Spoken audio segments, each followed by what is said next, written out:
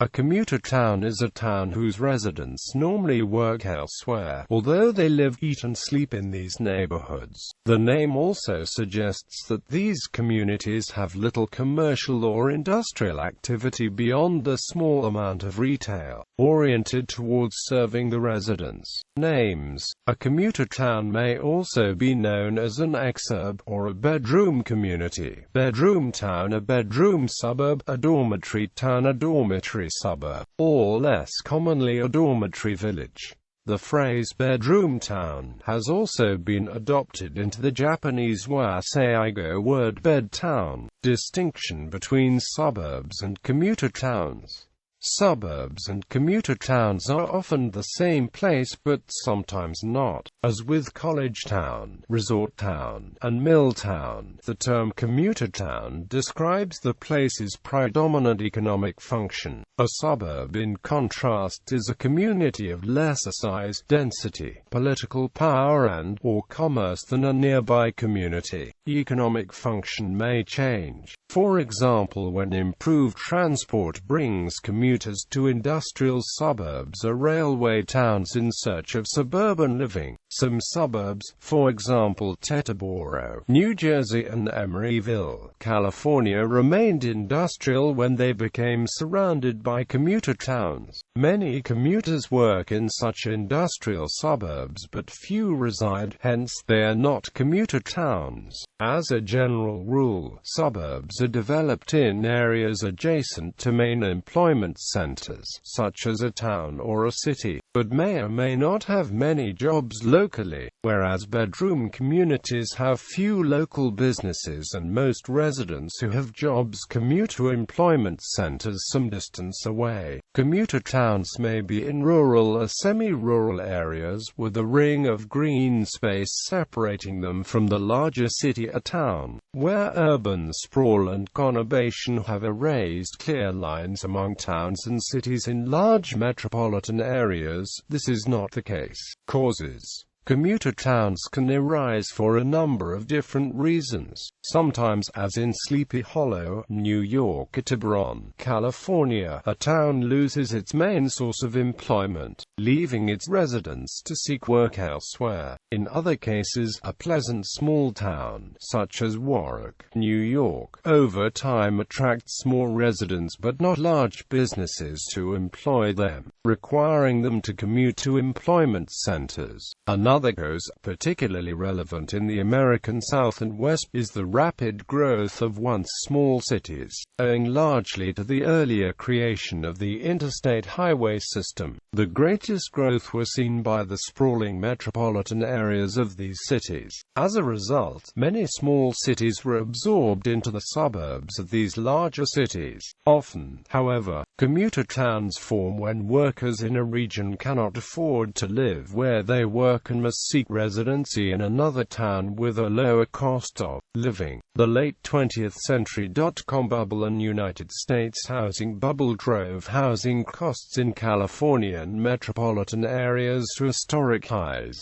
spawning exurban growth in adjacent counties. For example, most cities in western Riverside County, California can be considered exurbs of Orange County, California and Los Angeles County, California. As of 2003, over 80% of the workforce of Tracy, California was employed in the San Francisco Bay Area. A related phenomenon is common in the resort towns of the American West that require large workforces, yet emphasize building larger single-family residences and other expensive housing. For example, the resort town of Jackson has spawned several nearby bedroom communities, including Victor, Idaho, Driggs, Idaho, and Alpine, Wyoming, where the majority of the Jackson workforce resides. Many of the workforce who serve the Hamptons also reside in communities more modest and more suburban than the workplace, giving rise to a daily reverse commuter flow from more dense to less dense areas. In certain major European sites, such as London and Berlin, commuter towns were founded in response to bomb damage in World War II.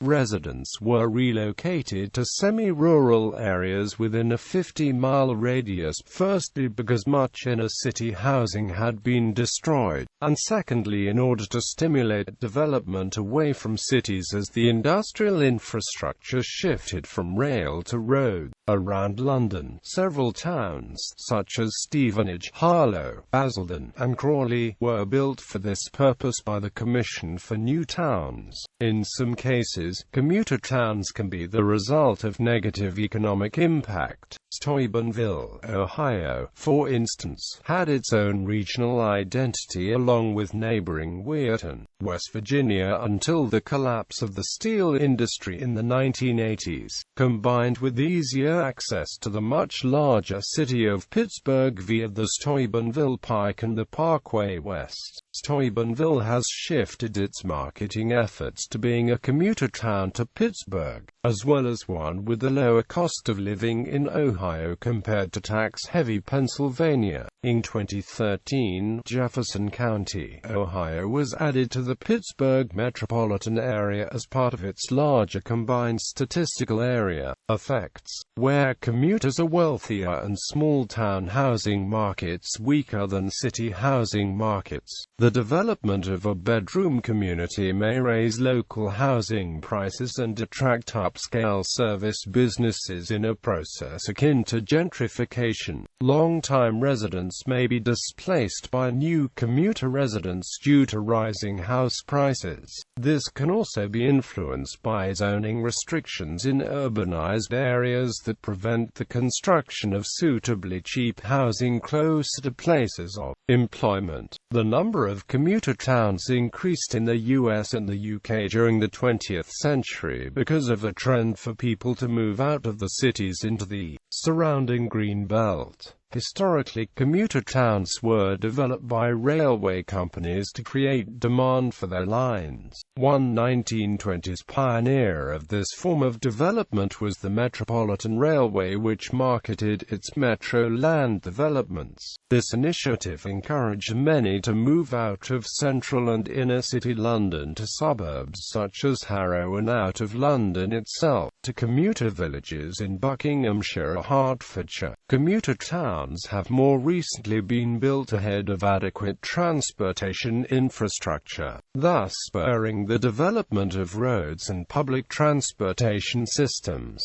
These can take the form of light rail lines extending from the city centre to new streetcar suburbs and new or expanded highways, whose construction and traffic can lead to the community becoming part of a larger conurbation. In the United States, it is common for commuter towns to create disparities in municipal tax rates. When a commuter town collects few business taxes, residents must pay the brunt of the public operating budget in higher property or income taxes. Such municipalities may scramble to encourage commercial growth once an established residential base has been reached. A 2014 study by the British Office for National Statistics found that commuting also affects well-being. Commuters are more likely to be anxious, dissatisfied, and have the sense that the daily activities lack meaning than those who don't have to travel to work even if they're paid more. Exurbs. The expression exurb was coined by August Comte Spektorsky in his 1955 book The Exurbanites to describe the ring of prosperous communities beyond the suburbs that are commuter towns for an urban area. Most exurbs serve as commuter towns, but most commuter towns are not exurban. Exurbs vary in wealth and education level. In the United States, exurban areas typically have much higher college education levels than closer-in suburbs, though this is not necessarily the case in other countries. They typically have average incomes much higher than nearby rural counties, depending on local circumstances. Some exurbs have higher poverty levels than suburbs nearer the city. Others, like Loudoun County, Virginia, outside Washington, D.C., northern McHenry County, near Chicago, Illinois, the Woodlands, outside Houston, Texas, Bartlesville, Oklahoma, outside Tulsa, Oklahoma, Weston, outside Fort Lauderdale, Florida, Rochester, Michigan, outside Detroit, St. Francois County, plus St. Charles County, near St. Louis, and Ozaukee County, near Milwaukee, Wisconsin, have some of the highest median household incomes in the respective metropolitan areas. Then and now, commuters from early exurbs, such as the end of Philadelphia's Main Line and the northern Westchester region of Westchester County, New York,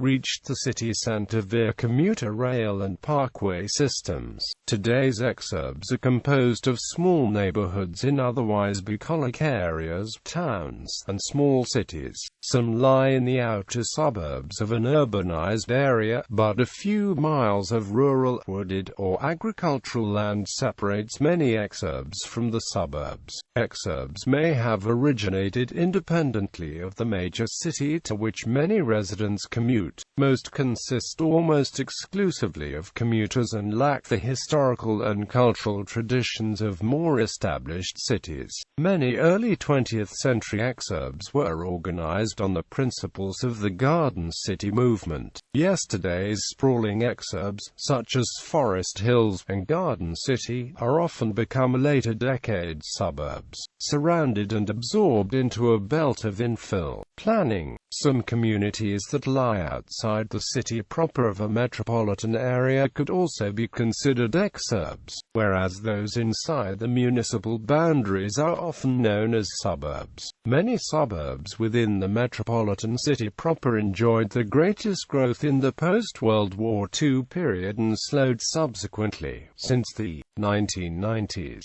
extensive development has occurred outside of the city. There have also been significant growth differences between inside and outside metro boundaries. Many developments typical of exurbs, such as big box retailers, lie just on the outside, due to older suburbs being restricted by inner-city land use politics, while communities outside are free to develop and grow. Some environmentalists, architects, and urban planners consider exurbs to be manifestations of poor, distorted planning. Comparatively low-density towns, often featuring large lots and large homes, create heavy car dependency. They begin as embryonic subdivisions of a few hundred homes at the far edge of beyond, surrounded by scrub. Then, they grow, first gradually, but soon with explosive force, attracting stores, creating jobs and struggling to keep pace with the need for more schools, more roads,